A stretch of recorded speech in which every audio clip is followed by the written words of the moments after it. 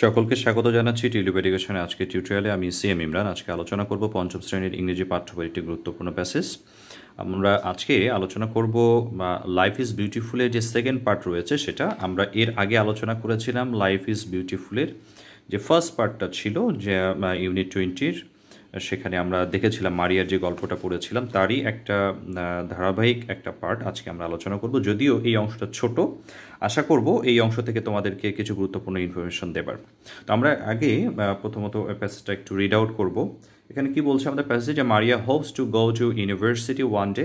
That means যে মারিয়া কি করে, আশা করে যে সে একদিন বিশ্ববিদ্যালয়ে যাবে, বা মারিয়া বিশ্ববিদ্যালয়ে যাওয়ার আশা করে। Her teachers think that she can.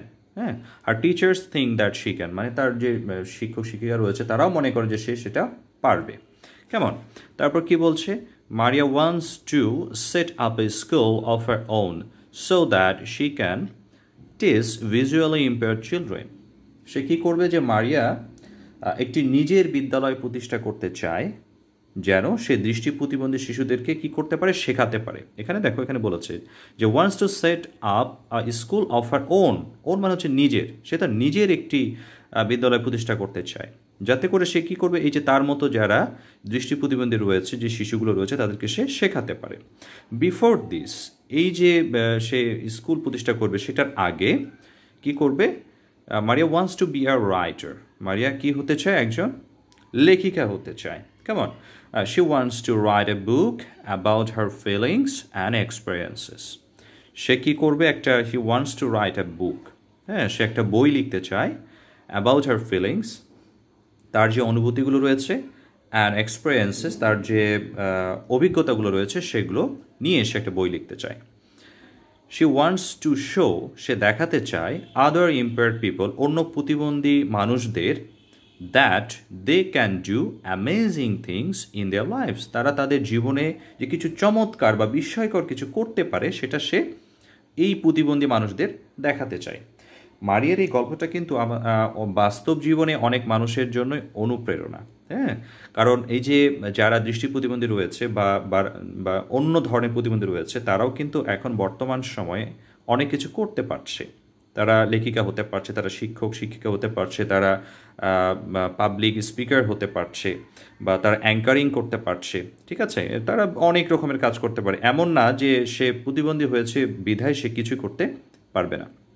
ওকে, আমরা প্যাসেজটা পড়লাম। এখন এই প্যাসেজ থেকে আমরা কিছু গুরুত্বপূর্ণ ওয়ার্ড নিয়েছি, আমি পিক করেছি। সেই ওয়ার্ডগুলো সিনোনিম বা ওয়ার্ড মিনিং আমি তোমাদের দেখিয়ে দেবো। আমি নোটস করে রেখেছি, তোমরাও নোট করে নিতে পারো আমার এই নোট থেকে। আর অবশ্যই আমি তোমাদেরকে রিকোয়েস্ট করব, তোমরা যে কোনো ভিডিওই আমার দেখো না কেন, সেই ভিডিওর নিচে যে ডিসক্রিপশন বক্সটা রয়েছে সেটা তোমরা ফলো করবে, এবং ভিডিওটা লাস্ট পর্যন্ত যদি তোমরা দেখো, সেখানে তোমাদের জন্য চমৎকার কিছু ইনফরমেশন দেওয়া থাকে, যে এই ভিডিওটার সাথে লিঙ্ক আপ করা থাকে, যে এর রিলেটেড কোনো ভিডিও ইম্পর্টেন্ট সেটা তুমি দেখতে পারো। অথবা ডিসক্রিপশন বক্সে আমি কিছু লিঙ্ক দিয়ে দিই, কিছু ইম্পর্টেন্ট ইনফরমেশনও দিয়ে দেবো, সেগুলো তোমরা একটু চেক করবে। ওকে, সো আমরা একটু দেখব যে এই প্যাসেজ থেকে আমরা যে ওয়ার্ডগুলো পড়েছি, আমরা হোপ পেয়েছি। হোপ যে ওয়ার্ডটা পেয়েছি, এখানে মারিয়া Hopes to go to university one day. মারিয়া একদিন বিশ্ববিদ্যালয়ে যাওয়ার প্রত্যাশা করে। এখানে হোপস কিন্তু দুইভাবে ইউজ হতে পারে। হোপ মানে আশা বা প্রত্যাশা, সেটা একটা নাউন ওয়ার্ডও হয়, সেটা একটা ভার্ব ওয়ার্ডও হয়। তো পার্টস অফ স্পিচ হিসেবে যদি আমরা বলি, হোপ নাউন হিসেবে ইউজ হয়, ভার্ব হিসেবে ইউজ হয়, বাট হিয়ার এটা ভার্ব হিসেবে ইউজ হয়েছে। তোমরা একটু লক্ষ্য করে দেখো, মারিয়া হোপস, এখানে হোপের সাথে এস এসেছে। আমরা বলেছিলাম এর আগের টিউটোরিয়ালগুলোতে, আমি বলেছিলাম যে যদি থার্ড পারসন সিঙ্গুলার নাম্বার হয় ভার্বের সাথে, তখন আমরা এস বা ইএস ইউজ করবো। যদি নাউনটা যদি আমাদের থার্ড পারসন সিঙ্গুলার নাম্বার হয়, ভার্বের সাথে আমরা এস বা ইএস যুক্ত করি, এবং সেটা অবশ্যই প্রেজেন্ট ইনডিফিনিট টেন্স হতে হয়। তো এক্ষেত্রে আমাদের এটাও কিন্তু তাই হয়েছে। মারিয়া হোপস, মানে থার্ড পারসন সিঙ্গুলার নাম্বার একজনকে বোঝানো হচ্ছে, যার কারণে হোপস হয়েছে। সো এখানে কিন্তু হোপটা হচ্ছে ভার্ব, বাট অনেক সময় হোপ নাউন হিসেবে ইউজ হয়। হ্যাঁ, তো যখন হোপ নাউন হিসেবে ইউজ হয়, তখন আমরা যে সিনোনিমগুলো পাই সেগুলো হচ্ছে অ্যাসপিরেশন, ডিজায়ার, উইশ বা এক্সপেকটেশন। এক্সপেকটেশন মানে প্রত্যাশা, উইশ মানে ইচ্ছা হয়, ডিজায়ার মানেও ইচ্ছা মানে প্রত্যাশা হয়, বা ইচ্ছা হয়। সো এগুলো সবগুলো হচ্ছে হোপের synonym. Okay, at the same time verb হিসেবে যখন ইউজ হয় তখন আমরা সেটাকে আর এক্সপেকটেশনটা বাদ দিয়ে যাই, কারণ আমরা নর্মালি জানি যে টিআইওএন থাকলে সেটা একটা নাউন হিসেবে ইউজ হয়। তো আমরা এক্সপেক্ট বলতে পারি, এক্সপেক্ট, ওয়েট ফর, কোনো কিছুর জন্য প্রত্যাশা করা, কারণ এখানে মারিয়া কিন্তু ইউনিভার্সিটি যাওয়ার প্রত্যাশা করছে, ঠিক আছে। ওকে, তারপর এখানে আমি আরেকটা ওয়ার্ড পিক করেছি ইউনিভার্সিটি। ইউনিভার্সিটি মানে এটা কিন্তু একটা এডুকেশন ইনস্টিটিউশন, যেখানে কি করা হয় যে হায়ার স্টাডি করা হয়, যার কারণে আমরা লিখেছি যে an educational institution for higher studies, বিশেষ করে একাডেমিক রিসার্চ করা হয়। ইউনিভার্সিটির কিন্তু সিনোনিম হিসেবে আমরা একাডেমি ইউজ করতে পারি, আমরা ইনস্টিটিউশন ইউজ করতে পারি, ঠিক আছে।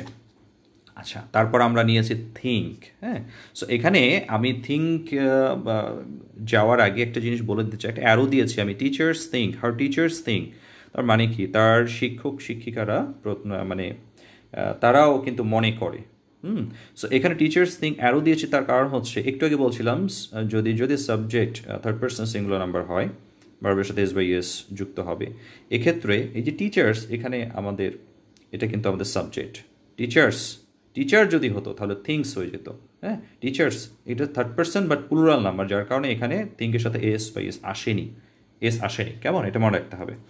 ওকে, তাহলে থিঙ্ক মানে হচ্ছে ভাবা বা চিন্তা করা। এর সিনোনিম হিসেবে আমরা ইউজ করতে পারি বিলিভ, ইমাজিন বা এক্সপেক্ট। এক্ষেত্রে আমরা বলতে পারি হোপের সাথে এটা অনেকটা রিলেটেড হয়ে যাচ্ছে এই প্যাসেজ অনুসারে। থিঙ্ক এবং হোপের মিনিংটা অনেকটা একই রকম, কারণ মারিয়া নিজেও প্রত্যাশা করছে সে ইউনিভার্সিটি যাবে, তার টিচাররাও মনে করছে যে মারিয়ার আশাটা সত্যি হবে, কারণ সে পারবে। ওকে, তারপর আমরা নিয়েছি সেট আপ মানে হচ্ছে এস্টাবলিশ, অর্থাৎ কোনো কিছু স্থাপন করা। হ্যাঁ, মারিয়া তার একটি স্কুল স্থাপন করতে চায়, তাই না। আমরা দেখেছি প্যাসেজের মধ্যে যে Maria wants to set up, wants, ওখানে কিন্তু ওই ওয়ান্টসটাও কিন্তু একটা ভার্ব, যার কারণে এসেছে এখানে সেট আপ মানে হচ্ছে ভার্ব, এস্টাবলিশ স্থাপন করা, ঠিক আছে। আমরা ফর্ম বলতে পারি, এই ফর্ম কিন্তু নর্মাল একটা ফর্ম ফিল আপের ফর্ম না, এই ফর্ম মানে হচ্ছে তৈরি করা বা গঠন করা। ফাউন্ড মানে হচ্ছে তৈরি করা বা গঠন করা। আমরা ক্রিয়েট নিতে পারি সেট আপের সিনোনিম হিসেবে। অফ আর ওন কিন্তু একটা অ্যাডজেক্টিভ ওয়ার্ড। ওকে, নিজের মানে ইন্ডিভিজুয়াল মানে ব্যক্তিগত বা নিজের, বিলঙ্গিং টু ওয়ান সেলফ, একদম নিজের। মারিয়া যেহেতু নিজস্ব একটা স্কুল এস্টাবলিশ করতে চায়, যেহেতু বলেছে so that she can teach visually impaired children. Okay, সেখান থেকে আমরা নিয়েছি ইম্পেয়ার। আমি প্রথমে এটাকে ইম্পেয়ারটাকে একটু ভেঙে লিখেছি, ইম্পেয়ার করেছি, তারপর ইম্পেয়ার্ড লিখেছি। ইম্পেয়ার মানে নর্মালি এটা কিন্তু একটা ভার্ব। ইম্পেয়ার মানে হচ্ছে ক্ষতিগ্রস্ত হওয়া, অর্থাৎ ড্যামেজ মানে ক্ষতিগ্রস্ত হওয়া, ভেঙে যাওয়া, নষ্ট হওয়া। হার্ম মানে হচ্ছে ক্ষতিগ্রস্ত হওয়া, তখন কিন্তু ভার্ব। যখন ইম্পেয়ার, অনেক ওয়ার্ড আছে, এমন অনেক ভার্ব ওয়ার্ড আছে যেগুলোকে পাস্ট টেন্স করলে সেগুলো অ্যাডজেক্টিভ হিসেবে ইউজ হয়ে যায়। যেমন এখানে এটা হয়েছে ইম্পেয়ার্ডে যদি ইম্পেয়ার্ড ইডি করেছি, পাস্ট টেন্স করেছি, মানে ব্যাপারটা এরকম।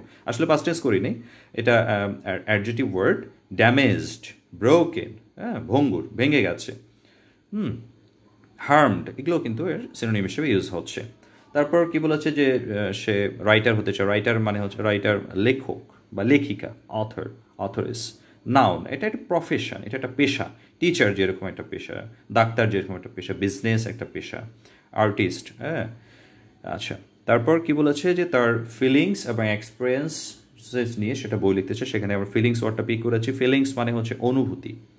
হ্যাঁ, আবার ফিলিংস একটা নাউন ওয়ার্ড, লাভ, অ্যাফেকশন, ইমোশন, এগুলো সবগুলো সিনোনিম বা সিমিলার মিনিং এগুলো। এক্সপিরিয়েন্স, আমরা এই ওয়ার্ডটা বলতো কোন প্যাসেজে পড়েছি, আমরা লিবারেশনাল মিউজিয়ামে কিন্তু আমরা পড়েছিলাম এক্সপিরিয়েন্স। এই ওয়ার্ডটা মনে রাখতে হবে যে তুমি যখন তোমার বইটা পড়ছো, ওই একটা শব্দ কিন্তু তোমার এই বইয়ে অনেকবার করে আছে, তুমি কিন্তু সঙ্গে তোমার রিকল করতে হবে এর আগে তুমি ওয়ার্ডটা কখনো পড়েছো কিনা, মিনিংটা কী ছিল সেটা মনে করার চেষ্টা করতে হবে।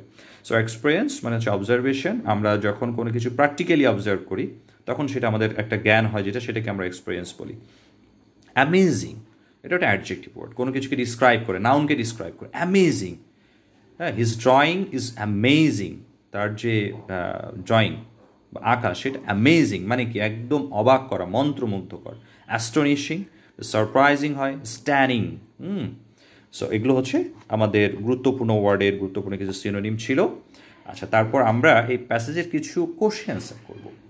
ঠিক আছে, এই প্যাসেজ থেকে আমরা কোশ্চেন অ্যান্সার করব। যদি প্যাসেজটা ছোট মনে করবা না কখনোই যে এই প্যাসেজটা তোমার পিএসসি পরীক্ষায় আসতে পারবে না, একদম বিষয়টা এরকম না। পিএসসি পরীক্ষায় দেখা গেছে অনেক ছোট ছোট প্যাসেজও বিভিন্ন সময় এসেছে। আচ্ছা, আমি ফার্স্ট যে কোশ্চেনটা মেক করতে চাই সেটা হলো এই প্যাসেজ থেকে, যেহেতু প্রথম লাইনটাই আমরা পেয়েছি মারিয়াস হোপ নিয়ে, সেটাতে আমরা কোশ্চেন তৈরি করি, হোয়াট ইজ মারিয়াস হোপ। মারিয়ার আশা কি? তাহলে অ্যান্সারটা কি হবে?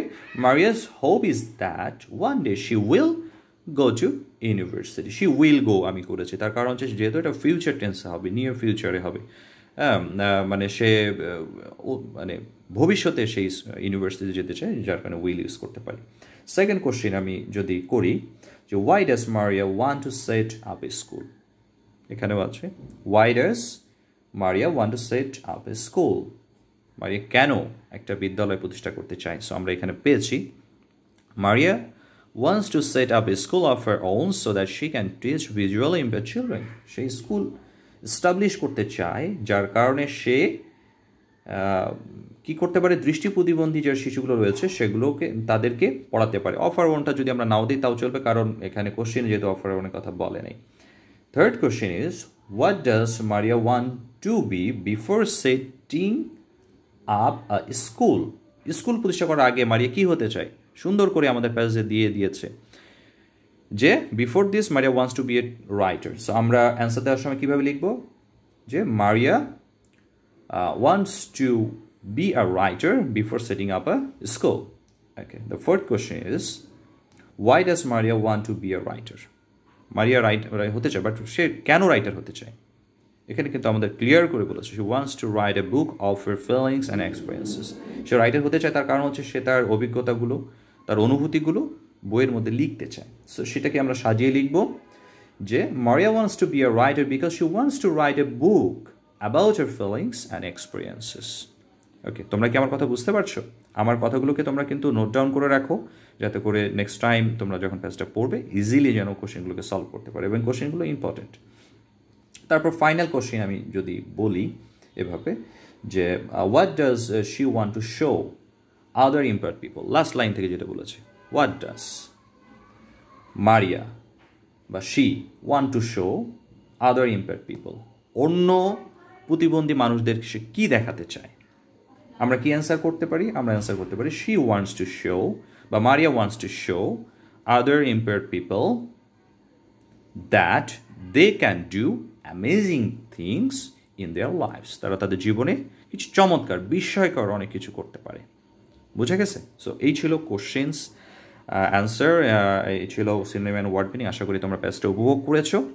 আর তোমরা অনেকে রিকোয়েস্ট করেছো ইউনিট অন্য ইউনিটগুলোর ব্যাপারে কোশ্চেন অ্যান্সার দেওয়ার জন্য এবং রিড আউট করার জন্য। সো আমি অফকোর্স সেটা নিয়ে কাজ করছি, অবশ্যই সেটা সিরিয়ালি চলে আসবে। আশা করছি তোমরা সেই পর্যন্ত অপেক্ষা করবে, এবং please subscribe to my channel tulip education and share with your friends and like to my tutorial যদি তুমি এটা পছন্দ করো। আরেকটা বিষয় তোমাদেরকে বলে রাখি, আমরা যে প্যাসেজ থেকে যা শিখছি একটা জিনিস সবসময় তোমাকে মাথায় রাখতে হবে, এই যে প্যাসেজে যে লাইনগুলো দিয়েছে তুমি যদি তোমার বাস্তব জীবনে এই লাইনগুলোকে প্র্যাকটিস করো, ইংলিশগুলোকে প্র্যাকটিস করো, তুমি কিন্তু মোটামুটি একটা মানুষের সাথে কমিউনিকেট করার মতো ইংলিশ তোমার জানা হয়ে যাবে। তোমাকে নতুন করে ইংরেজি শিখতে হবে না। তুমি যদি তোমার বইয়ের যে প্যাসেজগুলো রয়েছে, আর গার্জিয়ান যদি আপনারা আমার টিউটোরিয়াল দেখে থাকেন, আপনাদের প্রতি আমার একটা রিকোয়েস্ট, আপনাদের সন্তানগুলোকে প্লিজ যা শেখে সেটাকে ভালো মতো শেখার চেষ্টা করবেন, এবং তাদের সাথে একটু আপনাদের বাস্তবিক কিছু অভিজ্ঞতা শেয়ার করার চেষ্টা করেন, যাতে করে তাদের এই পড়াটা তাদের কাছে একটা বার্ডেন না মনে হয়, তারা যেন পড়াটাকে এনজয় করতে পারে। আজকের মতো এখানে শেষ করছি। ধন্যবাদ সকলকে।